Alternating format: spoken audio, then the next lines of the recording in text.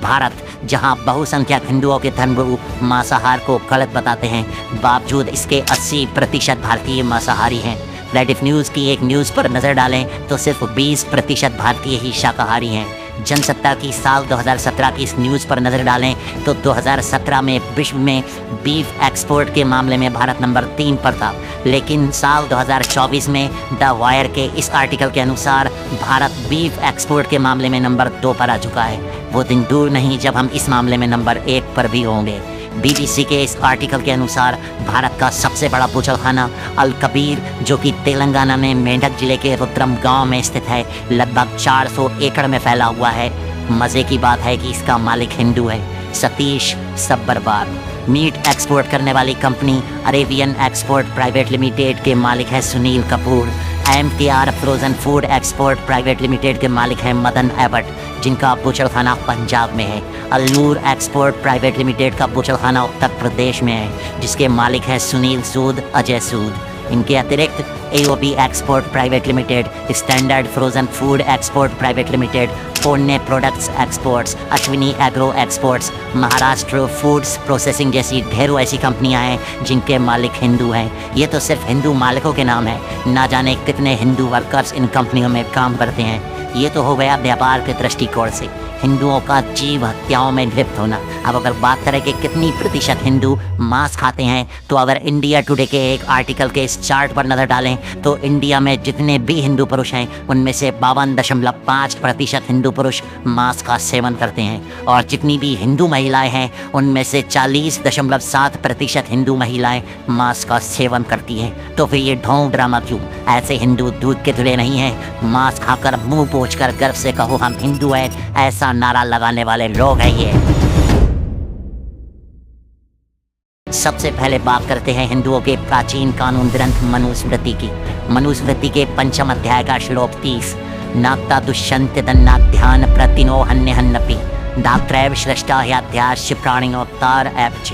अर्थात खाने का अधिकारी मनुष्य भक्ष्य प्राणियों को प्रतिदिन खाते हुए भी किसी पाप का भागी या दोषी नहीं होता, क्योंकि खाने के लिए प्राणी और उसको खाने वालों को परमात्मा ने ही बनाया है।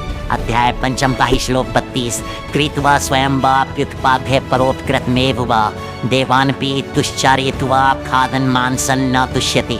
अर्थात खरीद कर अथवा स्वयं मारकर अथवा दूसरे के द्वारा भेंट किए गए मांस को देवताओं और पितरों को अर्पण करके खाने से मनुष्य दोष भागी नहीं होता।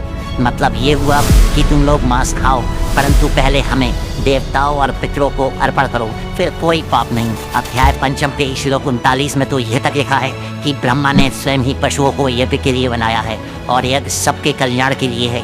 इस तरह से यज्ञ में पशु आदि प्राणियों की हिंसा करना अहिंसा ही है। मतलब तुम जितना चाहो उतने मासूम जीवों की गर्दन काट सकते हो, परंतु यज्ञ के लिए वो पाप नहीं है, हिंसा भी नहीं है, वो तो अहिंसा मानी जाएगी। मनुष्य तुम्हारे लिए करे तो चमत्कार और मनुष्य स्वयं के लिए करे तो बलात्कार। नियुक्तस्तु यथा न्यायाम यो मासम नाक्ति मानवा सा प्रेत्य पशुताम याति संभवाने कविंशतिन। ये अध्याय 5 का श्लोक 35 है। इसमें तो धमकी तक दे डाली। जो मनुष्य यथाविधि यज्ञ आदि के लिए प्रस्तुत बलि आदि के मांस को नहीं खाता है, वह मरकर 21 जन्मों तक पशुओं का जन्म पाता रहेगा। अर्थात चुपचाप मांस खा लो, नहीं तो खैर नहीं। कैसी अनलॉजिक बातें हैं। लगता है किसी बुद्धिमान प्राणी ने इसे लिखा होगा। अम्बेडकर ने क्या सही किया था जो इसको अग्नि में भस्म कर दिया था? मेरी या किसी की भी बातों को सच मानकर कोई भी धारणा बनाने से पहले कुछ तो फैक्ट चेक खुद कर लिया करो। मैं किसी धर्म ग्रंथ के लिए कुछ कहूँगा तो मूर्ख कहेंगे हमारे ग्रंथों में ऐसा तो नहीं लिखा हो सकता। फिर कोई घूर्त मेरी वीडियो पर वीडियो बनाएगा और कहेगा कि देखो इस ग्रंथ में ऐसा कुछ नहीं लिखा, इसका अर्थ तो ये है जो मैं बता रहा हूँ। इस पर मूर्ख मनुष्य बोलेंगे हाँ ये वाला मनुष्य सही बोल रहा है, निशाचर तो हमारे ग्रंथों को बदनाम कर रहा है। मूर्ख हो करना सिर्फ इतना है कि ऐप स्टोर से या गूगल पर सर्च करके जिस ग्रंथ की सच्चाई जानना है उस ग्रंथ की PDF या ऐप डाउनलोड कर लो, या ऑफलाइन उस ग्रंथ पुस्तक को कहीं से परचेस कर लो। फिर उसके जिस श्लोक की बात हो रही है उसको कॉपी करके उसे गूगल ट्रांसलेटर पर पेस्ट कर दो और अपनी भाषा सेट कर लो कि जिस भी भाषा में तुम्हें उसको ट्रांसलेट करना है। चाहे वो हिंदी, इंग्लिश या कोई अन्य भाषा। फिर तुम स्वयं उसका अर्थ जान सकते हो। जो स्वयं के लिए मार्ग नहीं बनाते उन्हें दूसरों के बनाए मार्गों पर चलना पड़ता है। तो अब महाभारत के अनुशासन पर्व के अध्याय 88 में चलते हैं, जहाँ युधिष्ठिर भीष्म पितामह से पूछते हैं कि पितरों को यज्ञ में क्या दें जिससे उनकी आत्माओं को शांति मिले। इस पर पितामह कहते हैं, तिलैर वारिही यवैर माशैर अद्विर मूल फलेस तथा दत्तैन मासन पर्यंते शरातेन पित्रो नृप, अर्थात seeds and seeds, barley, meats and roots, तिल, जौ, मांस और जड़े। राजन, शरद ऋतु में इनके यज्ञदान से पितर संतुष्ट होते हैं। हालांकि उन्होंने यह भी कहा है कि इन सभी खाद्य पदार्थों में तिल सबसे महत्वपूर्ण है। थोड़ा आगे एक श्लोक और है, दवो मासो तु भवेत तृप्तिर्मत्स्य है पितृगणस्य तरीन मासान आविकेनाहुष चातुर्मास्यन शशेन तु, अर्थात 2 महीने तक पितर मछली से तृप्त होंगे, 3 महीने तक अविका के साथ और 4 महीने शशे के साथ। फिर एक श्लोक है, मासान अष्टो पार्षितेन रौरवेन नवैवतु गव्यस्य तु मानसेन तृप्ति सयाद दशमासिकी। यहाँ दूसरी जो पंक्ति है, गव्यस्य तु मानसेन तृप्ति सयाद दशमासिकी, इसका अर्थ है गाय के मांस से संतुष्टि 10 महीने तक होती है। जिस गाय से इतना प्रेम करते हो या प्रेम करने का ढोंग करते हो, उसके मांस से पितरों को संतुष्टि की बात की गई है। गाय से प्रेम के ढोंग की बात मैंने इसीलिए कही क्योंकि भारत की सड़कों पर घायल दम तोड़ती गाय और गौवंश को देखकर भी अनदेखा करते हुए आगे बढ़ने वाले लोग हो तुम।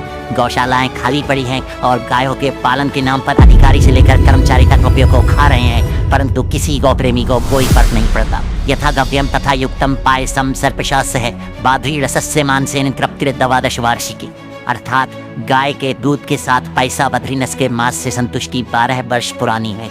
इसके ही कुछ आगे एक श्लोक है, आपो मूलम फलम मांसम अन्नम वापे पितृक्षय यत् किंचिन मधु सम्मिश्रम तद अनत्याय कल्पते, अर्थात पितरों की मृत्यु के समय जल, मूल, फल, मांस या अन्न जो कुछ भी शहद में मिलाया जाता है वह अनंत काल तक उपयुक्त रहता है। महाभारत में ही पके हुए चावल के साथ पिस्तौदन का भी संदर्भ है।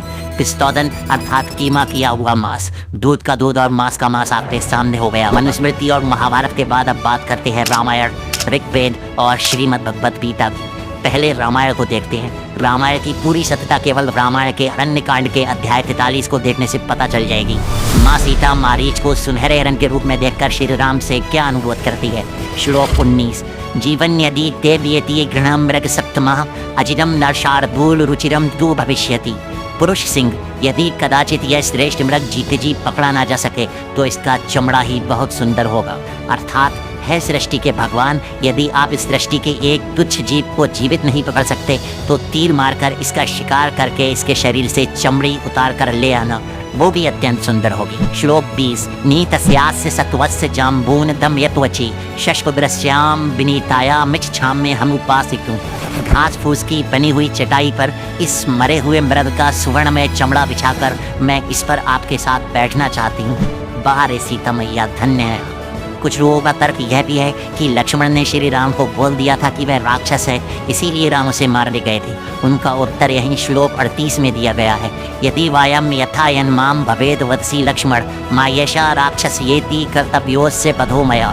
लक्ष्मण, तुम मुझसे जैसा कह रहे हो यदि वैसा ही ये मृग हो, यदि ये राक्षस की माया ही हो तो भी मुझे उसका वध करना ही चाहिए। अर्थात पहली चॉइस यही थी कि इस मृग का वध करना है, और अगर ये मृग न होकर राक्षस हुआ तब भी वध करना ही है।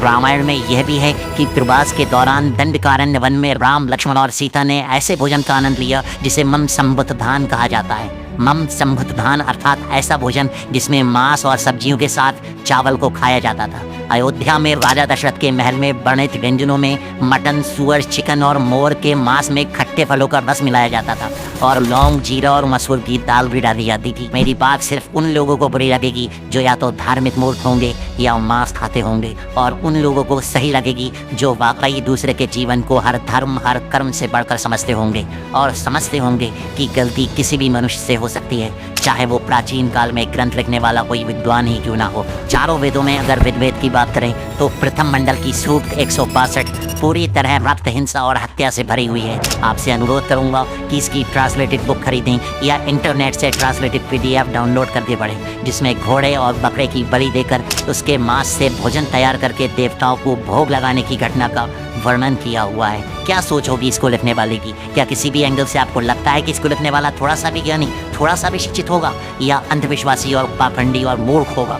और वो लोग महामूर्ख होंगे जो बिना पढ़े ऐसे ग्रंथों को पूजते हैं। आज मांस खाने का मन है, मगर मन में बैठा डर ये भी कहता है कि शायद पाप लगेगा किसी की हत्या करके। तो फिर क्या करेंगे? पाप और उसकी सजा से बचने के लिए ऐसा करते हैं, पहले देवताओं को भोग लगा देते हैं, फिर दबा के खाएंगे। और पुराणों में भी यही लिख देते हैं, और हम मनुष्य भी इस बात को स्वीकार कर लेते हैं। ऐसा कोई देवता हो सकता है क्या जो ये कहे कि पहले मुझे भोग लगाओ और फिर कुछ पाप नहीं, जितनी चाहे हत्या करो?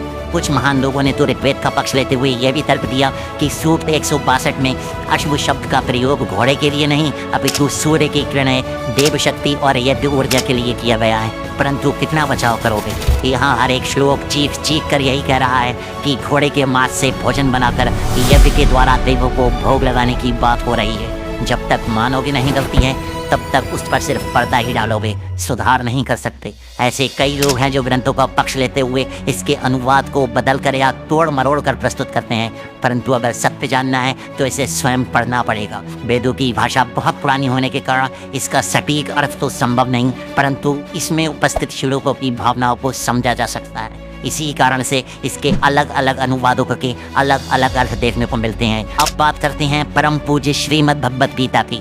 श्रीमद् भगवत गीता अध्याय 6 श्लोक 11। इस श्लोक में श्री कृष्ण के द्वारा योगी को योग आरंभ करने के लिए नियम बताए गए हैं। शुचो देशे प्रतिष्ठाप्य स्थिरमासन मात्मना, नात्युच्चतम नाति नीचम चैलाजिन कुशोत्तरम। योगाभ्यास के लिए योगी एकांत स्थान में जाकर भूमि पर कुशा बिछा दे और फिर उसे मृगछाला से ढके। मृगछाला अर्थात डियर स्किन अर्थात हिरन की खाल, तथा ऊपर से मुलायम वस्त्र बिछा दे। आसन ना तो बहुत ऊंचा हो ना बहुत नीचा। भगवान जी, क्या वह मृग तुम्हारी संतान नहीं जिसकी चमड़ी, जिसकी खाल पर बैठकर योग करने की सलाह दे रहे हो? किसी भी जीव के शरीर से उसकी खाल छीलना, नोचना, उतारना कितना घृणा करते हैं। या जीव हत्या के बिना भी कोई उपाय है जिससे उसके जीवित रहते उसकी चमड़ी को उतारा जा सके? ये कैसा योग जो किसी निरीह प्राणी की हत्या से आरंभ हो? उससे भला कैसा ज्ञान प्राप्त होगा? क्या इस तरह की पुस्तक पूजने योग्य हो सकती है? मेरी बातों से जिन लोगों के हृदय को चोट पहुंच रही है, उनसे एक ही बात कहना चाहूँगा, अंधा विश्वास मत करो अपने धर्मों पर। सबसे बड़ा धर्म है इंसानियत, मानवता, उसका ही अनुसरण करो। कुछ ज्ञानी पुरुष कहते हैं कि गीता में लिखा है कि मांस नहीं खाना चाहिए। गीता में कहीं नहीं लिखा कि मांस नहीं खाना है, केवल भोजन को परिभाषित किया गया है। अध्याय 17 के श्लोक 8, 9 एवं 10 में भोजन के गुणों को बताया गया है। सात्विक भोजन ऐसा भोजन रसमय, स्त्रिक, चिकना, स्वास्थ्यप्रद तथा हृदय को भाने वाला। रजोगुणी भोजन अत्यधिक कड़वे, खट्टे, नमकीन, गरम, चटपटे, शुष्क तथा जलन उत्पन्न करने वाले भोजन। तामसिक भोजन अर्थात खाने से 3 घंटे पूर्व पकाया गया, स्वादहीन, वियोजित एवं सड़ा, झूठा एवं अस्पर्श वस्तुओं से युक्त। अधिकतर कुछ ज्ञानी महापुरुष गीता के अनुसार तामसिक भोजन को मांसाहारी बताते हैं। इसमें तो मांस का कहीं कोई स्पष्टीकरण नहीं। चाहे कोई भी खुद को ज्ञानी कहलवाने वाला मूर्ख इसमें कितना भी मांस को परिभाषित करने का प्रयास करे, परंतु मांस को परिभाषित नहीं कर सकता। अगर सिर्फ एक बार धर्म का चश्मा उतार कर देखोगे तो पता लगेगा कि जितने भी धर्म ग्रंथ हैं वो उस समय के हैं जब मनुष्य बहुत पिछड़ा हुआ था। उस समय टेक्नोलॉजी इतनी आगे नहीं थी। वो लोग जिन्होंने इन ग्रंथों को लिखा वो अंधविश्वासी थे। उन्होंने फैक्ट के आधार पर नहीं, डर के आधार पर और मन के आधार पर ही इन ग्रंथों को लिखा।